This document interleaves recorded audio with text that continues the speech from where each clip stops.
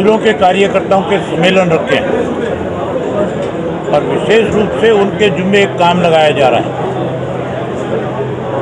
3 वर्ष में जिस तरह से प्रदेश में घपले और घोटाले हुए हैं, अब समय है सही कि सरकार की पोल जो है गांव में भी, शहर के वार्ड में भी और कस्बे में खोली जाएगी। अब लोग सरकार से दुखी है, परेशान है। जहां हम इनकी पोल खोलने का काम करेंगे, वहीं अपना संगठन जो है एक बूथ 10 यूथ के नाम पे खड़ा करेंगे और हर गांव के अंदर हर हमारे सेल का एक अध्यक्ष बनाएंगे, उसके साथ एक जनरल का अध्यक्ष बना करके 20 लोगों की एक बड़ी टीम खड़ी करेंगे, जिससे पार्टी का संगठन मजबूत होगा। और उन लोगों की आगे जिम्मेवारी यही रखेंगे कि जो बेकायदियाँ प्रदेश में होगी, हम उन 20 लोगों को व्हाट्सएप के माध्यम से, मैसेज के माध्यम से सारी जानकारियाँ उपलब्ध कराएंगे और उनसे कहेंगे कि भी आप अपने गांव के अंदर, अपने शहर के वार्ड के अंदर, अपने कस्बे में, मोहल्ले में लोगों को इन बात की जानकारी दो, जागृति पैदा करो। उसके साथ साथ 25 तारीख को चोई साहब का जन्मदिन है, फतेहाबाद में मनाने जा रहे हैं, उसकी जिम्मेदारी पार्टी के कार्यकर्ताओं की लगा रहे हैं। हम मुख्यमंत्री को अब एक चिट्ठी लिखूंगा कि जो अब तक घोटाले हुए हैं, आप उसके ऊपर श्वेत पत्र जारी करो। आप बताओ प्रदेश की जनता को कि जो घोटाले हुए इनमें कौन कौन लोग दोषी हैं और आपने उनके खिलाफ क्या कार्रवाई करी है। अगर मुख्यमंत्री का कोई सही जवाब नहीं आया इसमें, तो फिर हम स्वयं जो है हमारे साथियों की, सबकी जो हमारे 90 प्रभारी हैं, उनकी ड्यूटी लगाएंगे, जो हल्के के एक गांव में, वार्ड में, कस्बे में जाकर के लोगों के सामने उन घपले और घोटालों की पोल खोलने का काम करेंगे। करनाल में खुद के अंदर इतने बड़े घोटाले हुए जिसको आप लोगों ने स्वयं उजागर किया। मैंने आपको उदाहरण के तौर पे बताया था, यहाँ पे आपके एक तहसीलदार था जिसको मुख्यमंत्री ने सस्पेंड किया था। हम तो ये मानते थे कि उसके खिलाफ कार्रवाई होगी, लेकिन उसको बहाल करके गुड़गांव लगा दिया और गुड़गांव में उसको 6 जगह का चार्ज दे दिया कि गुड़गांव, करनाल में तो तूने कम लूटा है, यहाँ बड़ी लूट करके हमें हमारा हिस्सा पहुँचाने का काम किया। कार्तिकेय बीजेपी का प्रशिक्षण चल रहा है, उसको कैसे देखते हैं सर? बीजेपी का प्रशिक्षण जो है इस बात को लेकर के चल रहा है कि अगले 2 साल में और इस प्रदेश को कैसे लूटना है।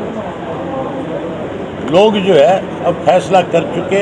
ये जो चुनाव हुए हैं आपके सामने उदाहरण है कि तुम्हारे करनाल में 4 जगह चुनाव थे, 3 जगह बीजेपी बुरी तरह से हारी, 4थी जगह पे भी जबरदस्ती जिताया गया।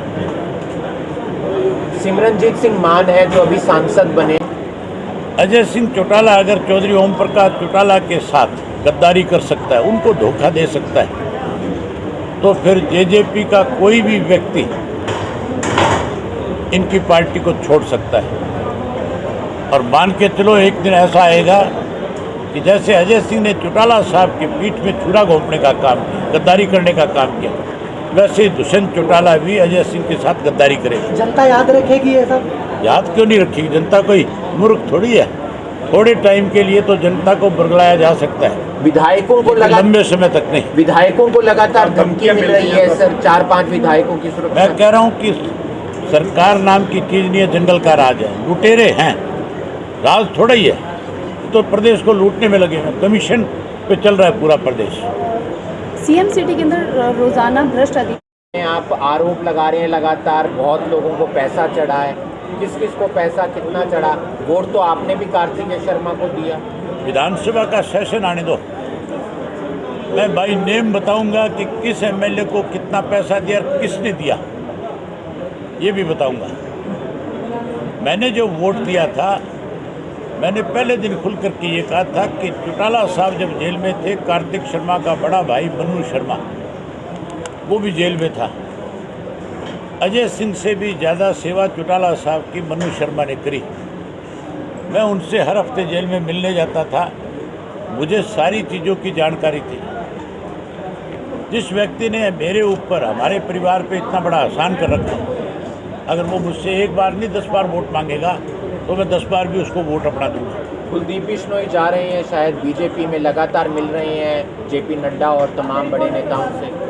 आप फ़ोन करके पूछो कुलदीप जी ने क्या फैसला लेना है, ना तो मेरी उनसे बात हुई इस मामले में। किस तरीके से देखते हैं राजनीति के अंदर उनके इस कदम? उन्होंने अपना फैसला करना है, उन्होंने अपना आगे, मुझे लगता है कि वो अपना कहीं भविष्य तलाश रहे होंगे, इसलिए कहीं ना कहीं किसी ना किसी राजनीतिक दल में ये जो जाएंगे। लोग बार बार पार्टियां बदलते हैं, इनको किस नजरिए से देखते हैं?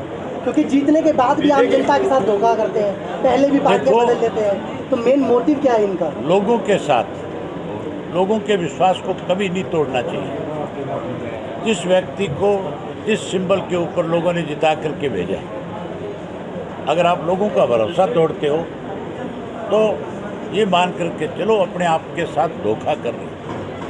बीजेपी का प्रशिक्षण चल रहा है, उसको कैसे देखते हैं सर? बीजेपी का प्रशिक्षण जो है इस बात को लेकर के चल रहा है कि अगले 2 साल में और इस प्रदेश को कैसे लूटना है।